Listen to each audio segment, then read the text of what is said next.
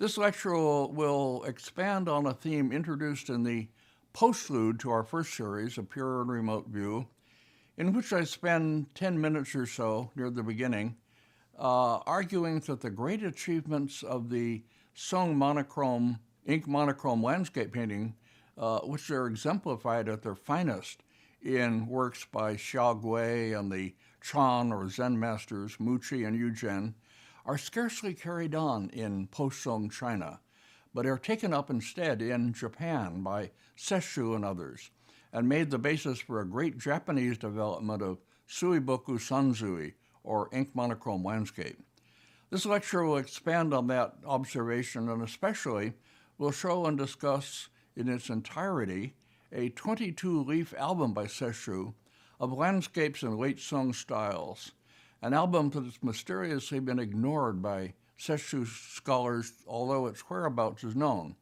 A recent article published in the March 2012 issue of Art Bulletin by Yukio Lippert, who teaches Japanese art at Harvard, deals with Sesshu's best-known haboku or splashed ink landscape, the one in the Tokyo National Museum, in great length and detail, in a long and well-argued and well-documented article. My contribution in this lecture will be far more modest, mostly just calling attention to this album, which Lippert doesn't include among his many illustrations, and offering some thoughts on its significance for the big question of Sesshu's transformation of style from one that's very close to the Chinese models to one that I would venture to call more Japanese.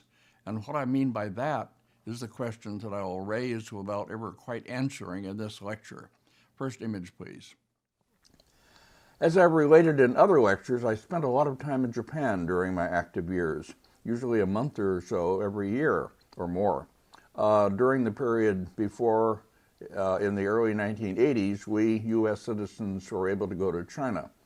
And I took on research projects in Japanese painting, especially those in which I could make a contribution as a Chinese painting specialist who could also do research in Japanese painting because of his language ability, his easy movement in Japanese art circles, and his familiarity with both traditions. Next. During my Fulbright year in Kyoto in 1953-4, I developed a great enthusiasm for the artist Tomioka Tessai, who had died in 1924, so that I never knew him, but whose works were still to be seen all over, along with people who had known him and could talk about him. Next. This is a landscape with Rainstorm that Tomioka Tessai painted in 1905, and it reveals not only why I was and am so enthusiastic about Tessai, but also why I believe that his paintings had a profound effect on 20th century artists in China, who knew his works well from reproductions and originals. I believe that the great passion that recent Chinese painters have had for dark, inky landscape paintings was inspired largely by the work of Tessai, and that they also adopted other important things from his paintings. But that's an argument to make and illustrate in another lecture. Next. My 1972 exhibition of Japanese Manga, or Southern School paintings, a kind of Japanese painting until then little known outside Japan, was one product of this enthusiasm. Another was my book-length study of the early Japanese artist Sakaki Hyoksen, concentrating on how he introduced important features of Ming-Qing painting styles to Japanese painting. But that too will be the subject of another lecture. Next. One of the lectures in this series has already been devoted to 4 Manga albums, and another one will follow up by presenting Manga paintings in other forms, such as this great winter landscape by Uragami Gyokudo, a registered national treasure in Japan. Next. Part of the attraction of Manga painting lies in its artist's creative and individual uses of the medium of ink monochrome, as seen in these 2 remarkable paintings, Gyokudo's and The Fishing at Night by Yosa Buson, a great artist to whose works I'll certainly devote a whole lecture. Now all of this leads up to my saying that the tradition of ink monochrome painting in Japan, called suiboku ga in Japanese, has been an area in which I've been deeply and passionately engaged. And behind that passion lies always the question, how did it derive from and how did it make itself independent of the Chinese tradition of ink monochrome landscape as it was originated and developed in China, reaching, as I said, its great height of achievement in the Southern Song period. Next. Old attempts to define the difference between Chinese and Japanese painting, such as the one made by Robert Treat Paine in his basic Pelican book on Japanese art history, written together with Alexander Soper, who wrote on its architecture. These old books sometimes apply the word decorative to Japanese painting, opposing it to something like philosophical for Chinese painting. I'm certainly not introducing those terms as something that I entirely agree with, but they represent serious attempts to deal with this large and important problem in East Asian art studies. And that problem underlies some of what I'll be talking about in this lecture. The characterization of Japanese painting as decorative, I used to argue, was a kind of unintended put-down, because that word tends to demean the works that it's applied to, as in merely decorative. Most people aren't enough aware of the great Japanese tradition of decorative painting, from the early hand scrolls, such as the Tale of Genji picture scrolls, Genji Monogatari Emaki seen here, to the great screen paintings and others by artists of the Rinpa school, the two major masters being Tawaraya Sotatsu, details from two of his screens seen here, the rocks and waves at Matsushima screens in the Freer Gallery, and his Thunder and Wind Gods, pair of twofold screens, seen at the right, next, and his equally great follower Ogata Korin. This is the right screen from his pair of white and red blossoming plum trees growing by a stream. I haven't any plans for a lecture on them because I've never done serious work on them, and I introduce them here in these unsharp images just to call your attention to them as I talk about large developments in Japanese painting. Next. A few artists, with the late 16th, early 17th century master Hasegawa Tohaku prominent among them, a few artists were able to move smoothly between the two stylistic modes, or traditions. In the great old days of my early studies in Japan with Shimada, one could view the Pines and Fog screens by him at the Kyoto National Museum, and then walk across the street, Higashiyama Dori that is, to enter an unguarded temple building, switch on the light, and stay there as long as you wanted to gaze at the great Fusuma, or sliding door paintings, of blossoming plum trees and flowers, seen here.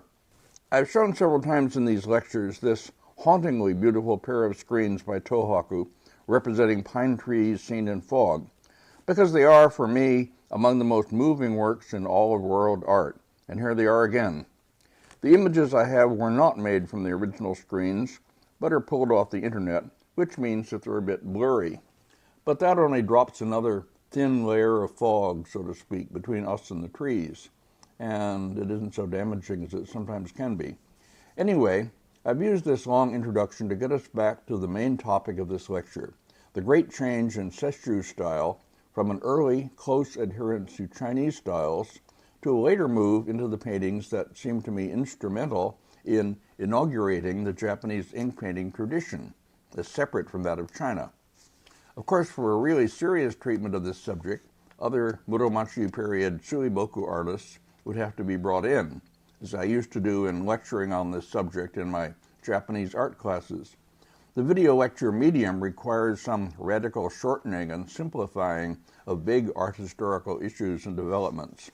Next. So now at last back to Sesshu. Before continuing with the main matter of this lecture, I will play again, for those of you who haven't watched it, the passage in the postlude to the earlier lecture series in which I introduced Sesshu, his trip to China, and the paintings he did after coming back. Anybody who doesn't want to watch and listen to this again can fast forward for about 9 minutes. I ended lecture 12, the last proper lecture in this series, by showing this fan-shaped painting. It's in the Nezu Museum in Tokyo, by the way, and remarking that it was originally in an old issue of Kokka magazine, published as a work attributed to Yu Gen, but that more recently it's been published in Japan as an early work of the Japanese painter Sesshu. I won't try to resolve that contradiction, but I'll only point out that it illustrates a real connection.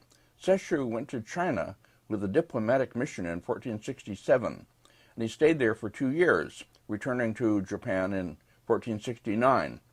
While he was in China, he studied Sung paintings that he was able to see there, along with some later painting. He didn't have a lot of respect for Ming painting. He names one artist, as I remember. Nobody can even identify him, whom he really admired. But anyway, he came back to Japan, able to make quite fine imitations of Sung styles, the styles of Ma Yuan and Xiaogui, styles of Yu Jian, and others. Before I go on to that, however, let me just make the comment. Here's two works by the Ming Dynasty artist, 15th century artist Dai Jin, worked in the Academy, famous artist of the time. We'll discuss at great length in my book on early and middle Ming painting, Parting at the Shore.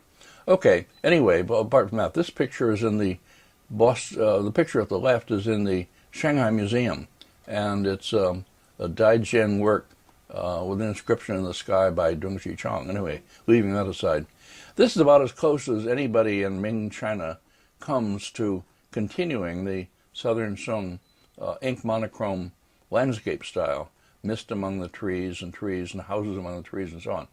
In other words, Dai Jin, a major artist like this, could do it, but it was not at all popular, and it's very hard to find.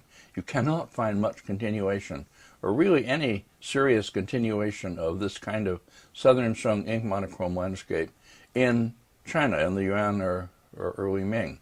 It was supplanted by very different kinds of painting, as represented by the Dai Jin painting on the right, in which the forms are large and prominent and equal in value over the whole painting, not much sense of real space, not much sense of real distance, and strongly locked together. Okay, I won't go into all that, but anyway, something very different.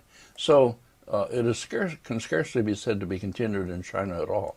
On the other hand, next please, in Japan, Sesshu and his followers created a quite wonderful school of ink painting, suiboku in Japanese, based on his studies in China. When he came back, for a while he was painting in a style closely dependent on what he had seen and studied in China and what he had brought back, sketches or copies. And then he moved from that into styles more his own. Okay, here is one leaf from a landscape album by Sesshu, which for some reason I've never understood has been ignored by Sesshu scholars and by everybody. It's reproduced in an old, very fine reproduction book from which these slides are made. The collection is known, the album is known, but for some reason they choose to ignore it. Other leaves are in the style of Xiaogui and Ma Yuan, and indicate how closely Sesshu was able to imitate these Southern Sung painters when he came back from China. This one is obviously in the style of Yu Jian, and has the people in a boat in the left here, and the ragged shoreline and rough strokes of dark ink indicating the rocks and trees and a hill up above, and then houses here at the lower right. And here, just a moment, here another painting of in the same album by Sesshu. Well, these are quite fine and interesting, and as I say, indicate that Sesshu really took this style seriously and was going to do something new with it, and in fact did go on to do something new with it. Here, this is a painting I think owned by a dealer in Japan, Sesshu. Somebody in the boat very simply represented trees on the shore and houses and so on. Signed work of Sesshu with his seal. This is still close to the Yu Jian manner, but then as he goes on, he departs from it. This is from a painting by Sesshu, I believe either Cleveland or Seattle, I think. Anyway, bought by Sherman Lee, and I think a reliable work of Sesshu, with houses and fishermen and trees on the bluff and the distant hill. Okay, quite fine. And then here, next. Now then, when we come to this one, this is a detail of the lower part of a very famous painting. This is the great Sesshu Haboku landscape in the Tokyo National Museum, dated 1495.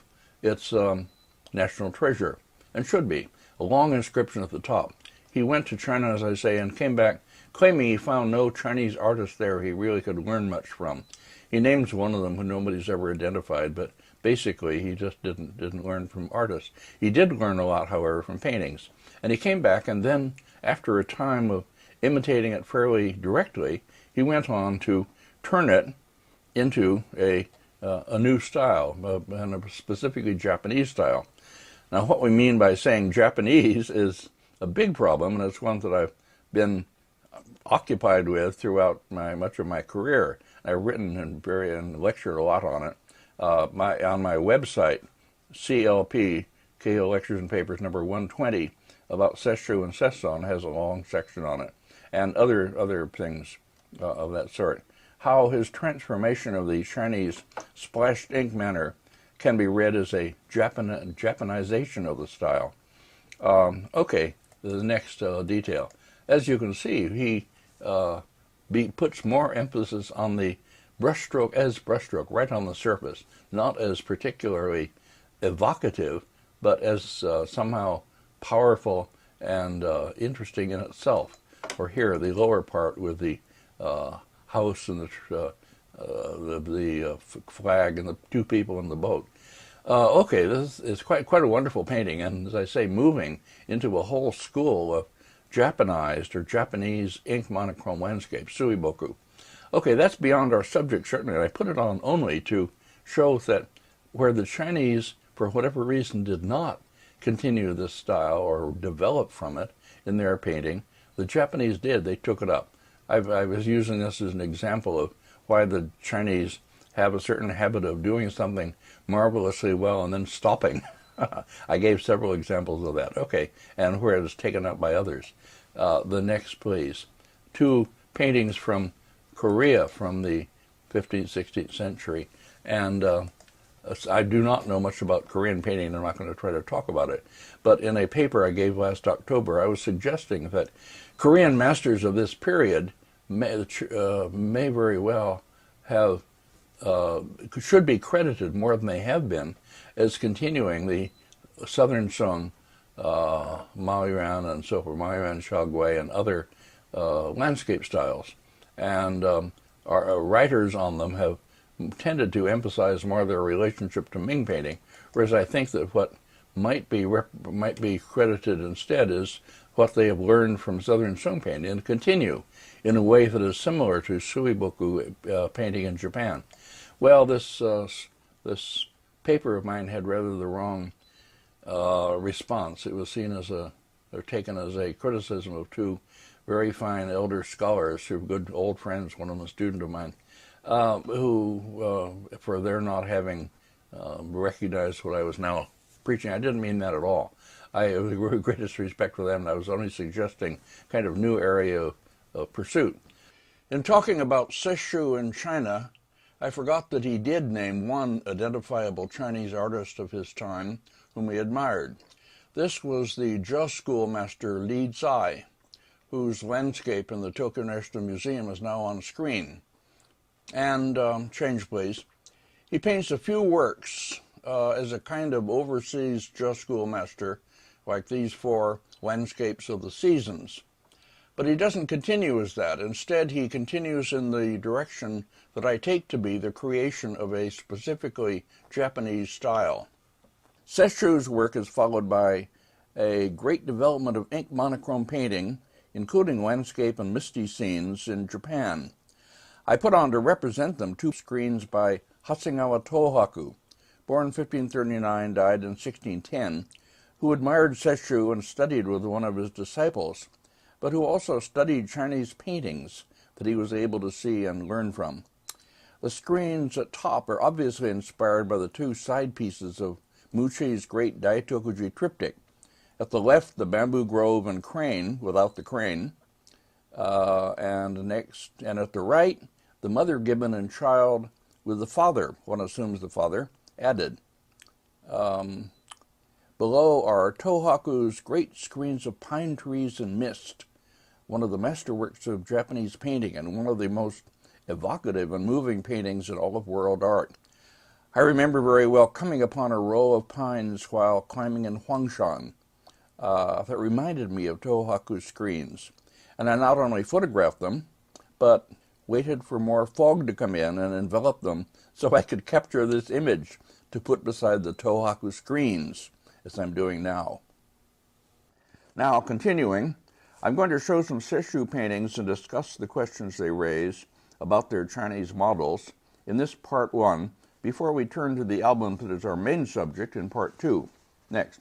Sesshu painted a number of Chan or Zen figure paintings, including this well-known one of a subject we're familiar with from the Chinese examples, that is the first Chan patriarch, Bodhidharma, facing the wall of a cave in meditation, and his disciple, the second patriarch, Huike, approaching him and offering his cut-off left hand as proof of his sincerity, an extreme act that finally broke Bodhidharma's long withdrawal from the world and human society. Next.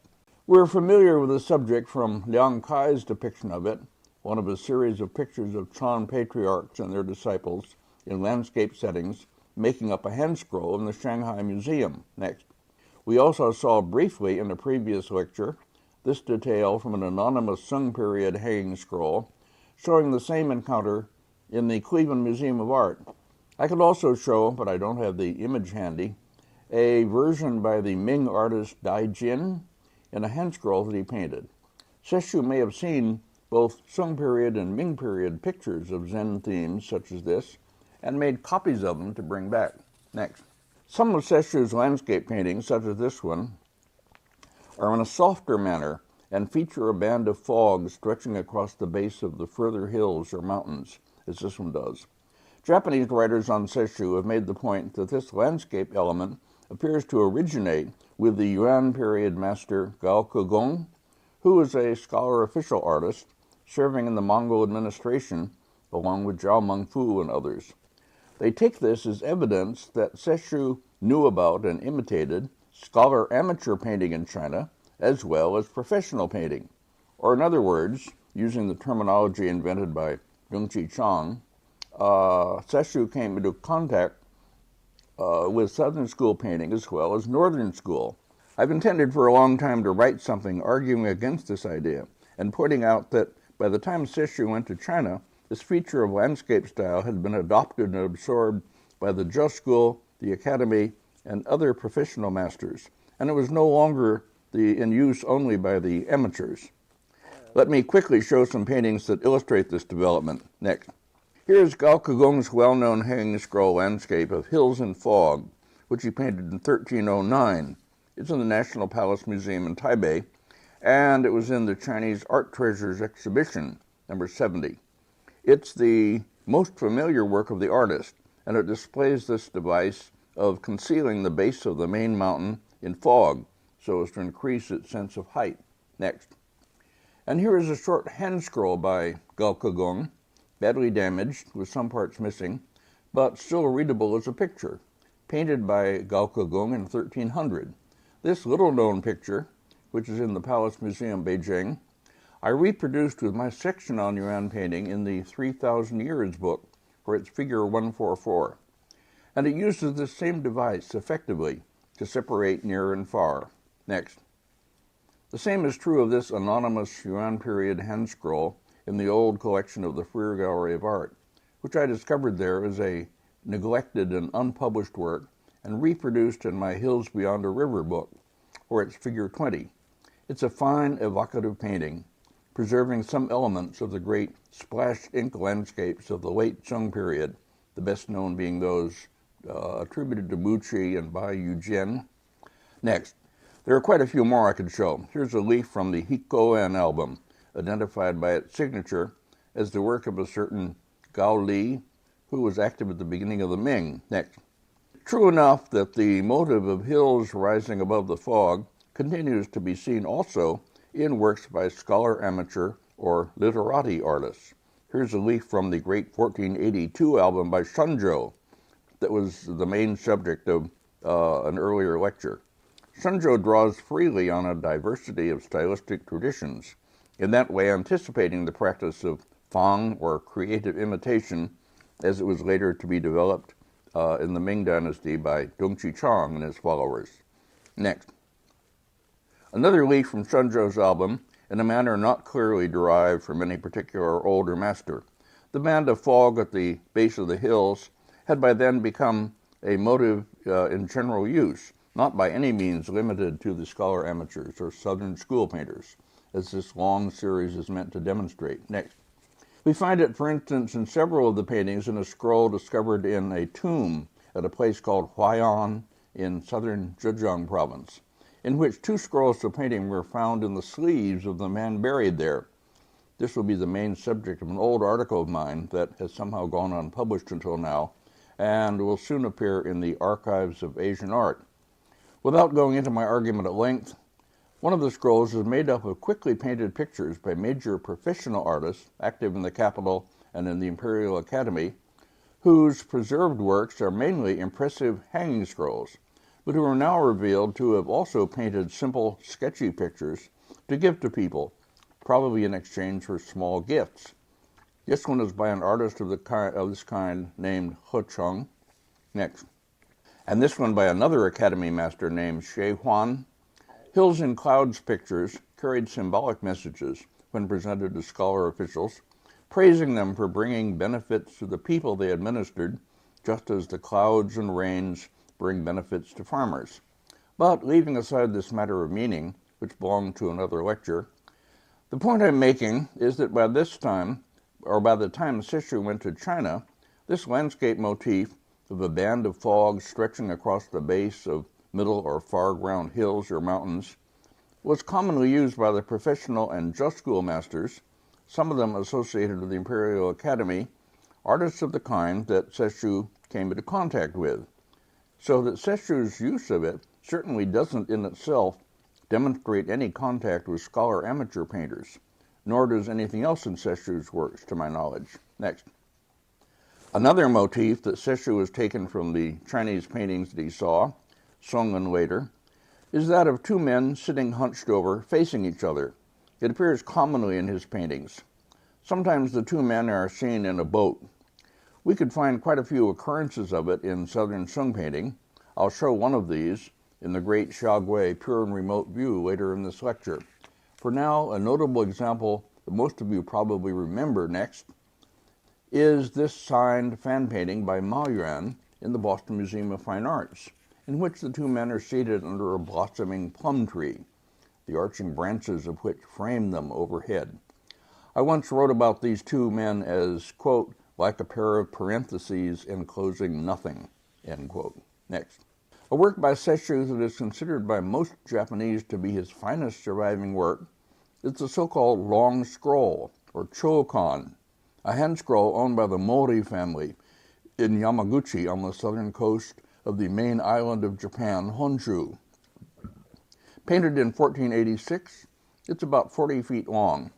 What is not usually recognized in the many writings about it is that it's based loosely, probably by way of some Ming copy, on the great Shaogui Pure and Remote View.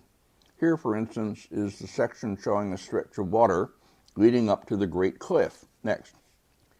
Before I talk about that scroll, however, let me relate briefly how I missed seeing it in the original. The same Mori family also owns, along with other paintings, a pair of fine hanging scroll landscapes with figures by the Ming master Dai Jin. These had been published by Suzuki Kei, and he arranged for me to see them, contacting the Mori family and making the arrangement or the appointment for a certain day.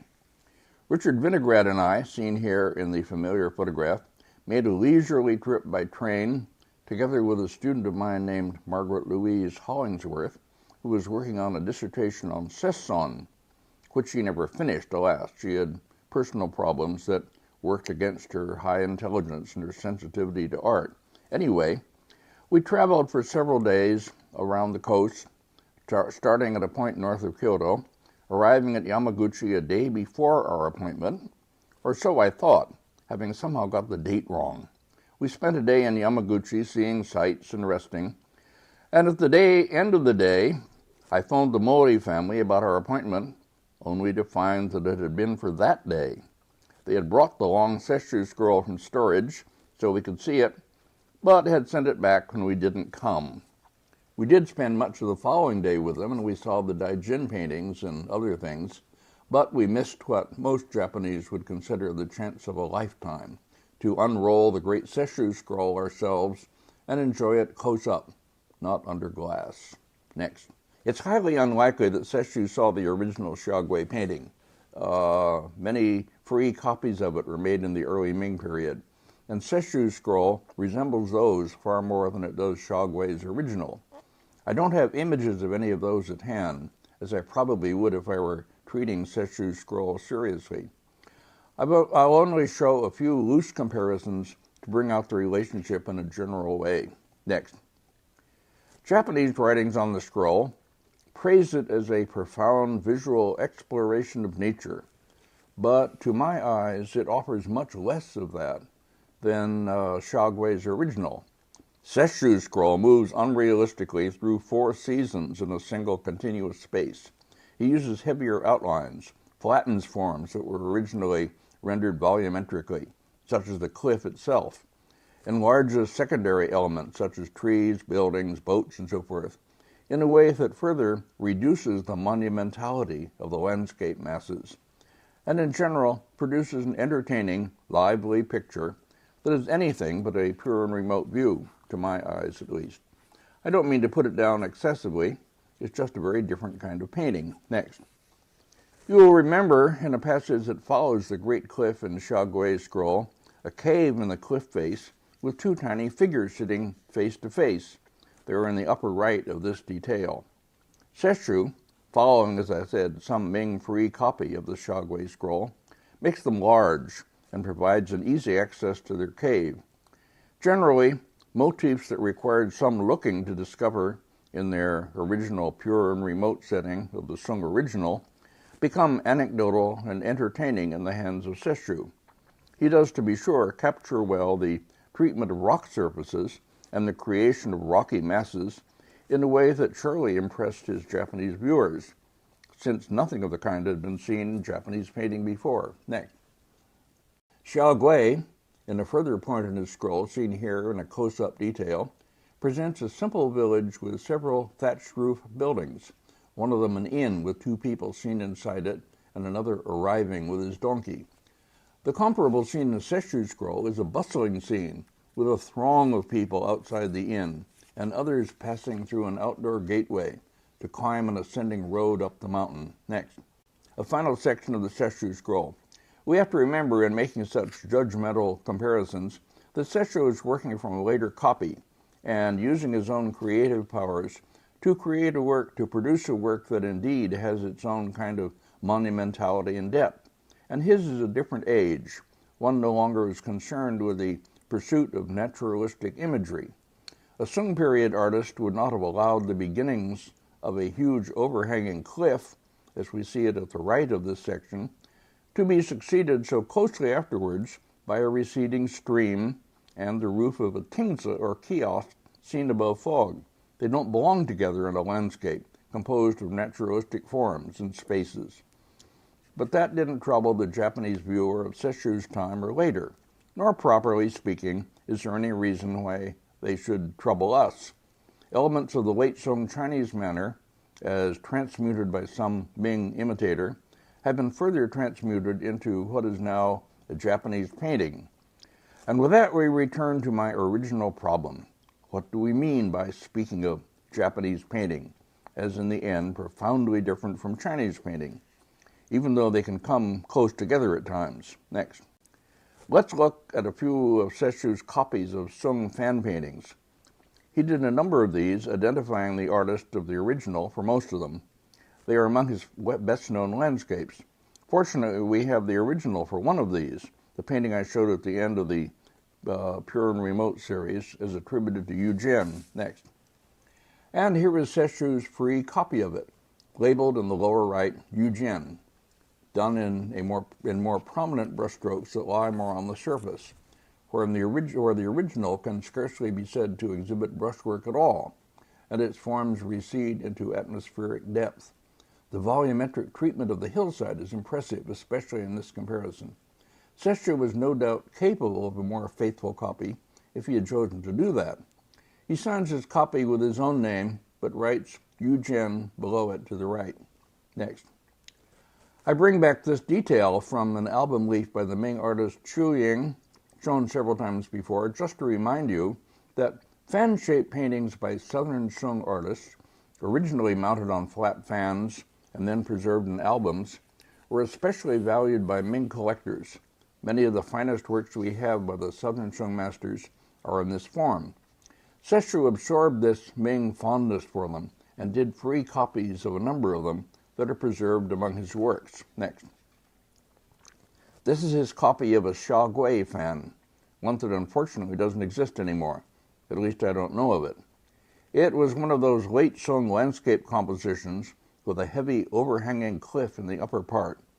A roadway leads below it with a traveler under an umbrella on it, making his way toward the gateway seen in the distance against the darkened sky. One can imagine the original Shaogui from similar compositions by him and others, but the only Shaogui winter landscape I know is, next, this fan-shaped album leaf that I showed in the lecture on him, 11C, a signed work with a returning farmer or fisherman crossing a bridge and approaching his house. The trees, at least, are similar. Next. Sesshu also, probably later, reworked the composition into a hanging scroll as one of an autumn and winter pair, of which this is the winter scene. It's plate 4 in the big Sesshu volume. It would appear that Sesshu's sketches after paintings he saw in China served him as sources for quite a few later works, until he moved into a situation of independence from these Chinese sources in his later work. Next. This is another Sesshu copy of a Shaogui fan painting, again one for which the original no longer exists. In this one, our familiar old traveler, walking with a staff and followed by his boy servant, enters the picture in lower left on a path that continues zigzagging past leafy trees and between rocky masses and through a foggy middle ground to reach a temple of which the roof is seen beyond. It's a familiar Southern Shung theme, and again one can imagine a fine Shaogui painting behind it. The movement back into depth from strongly shaped and textured rock masses to a hilltop with scant vegetation, and beyond that to distant peaks seen only in silhouette. A good living Chinese painter could virtually recreate the original. I say that with some trepidation. In today's China, the painting that I imagine is all too likely to turn up in a forthcoming Beijing auction, the product of a forger who watches my lectures. Next. Finally, for this series, this is a fan-shaped painting by Sesshu reproduced in an exhibition catalog. I have no idea where it is. He doesn't write the name of the artist who painted the original, but from the subject and style, we can guess at Maoyuan. A heavily robed and hooded man has come out into the cold in early spring to see the first blooming of his plum trees. This is a familiar subject in Southern Shung and later painting, signifying the idea of continuing vigor in old age, the man like the tree experiencing a new awakening with the coming of spring. Once more, one could virtually recreate the original, but please don't. Next. Finally, before we turn in part 2 to the album that is our centerpiece, I show once more 2 of the haboku, or splashed ink landscapes that led up to Sesshu's great and famous work of 1495. Whether or not an actual date, I don't know, but an ideal chronology based on style.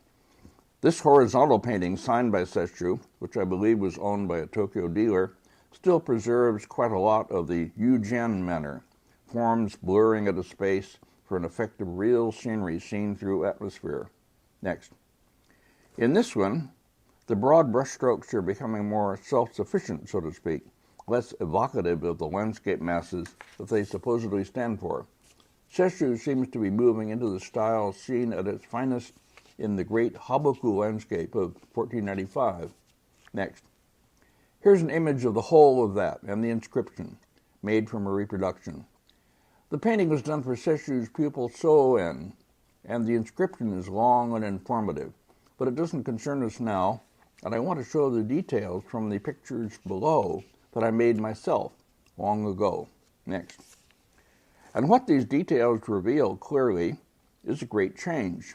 The composition and the elements that make it up remain much the same, leafy trees on a steep knoll by the shore, roofs of buildings below seen over a fence, one of them an inn identified by the flag protruding above it, now reduced to a diagonal line and a small stroke sticking out from it. 2 men in a boat near the shore, and a taller vertical cliff simply indicated above and beyond.